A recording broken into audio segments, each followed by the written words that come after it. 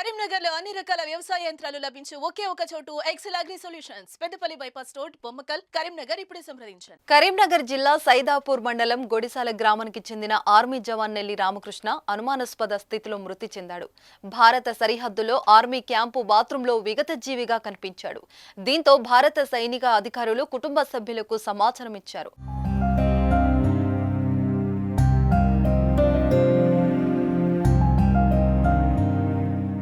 రామకృష్ణ మృతి పట్ల ఆయన కుటుంబ సభ్యులు అనుమానం వ్యక్తం చేస్తున్నారు. మరోవైపు రామకృష్ణ భౌతికాయాన్ని ఆయన స్వగ్రామానికి చేర్చేందుకు అధికారులు ఏర్పాట్లు చేశారు.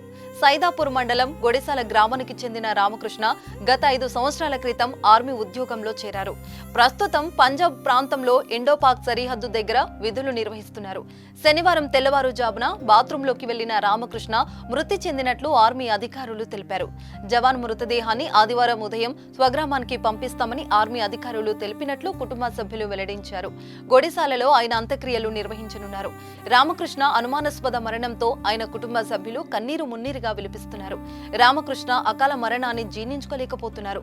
రామకృష్ణ చనిపోయాడంటే నమ్మలేకపోతున్నామన్నారు ఆయన స్నేహితులు, గ్రామస్తులు. జవాన్ మరణంతో గుడిసాలలో విషాద ఛాయలు అలుముకున్నాయి. జవాన్ మృతి పట్ల బీసీ సంక్షేమం, రవాణా శాఖ మంత్రి పొన్నం ప్రభాకర్ దిగ్భ్రాంతిని వ్యక్తం చేశారు.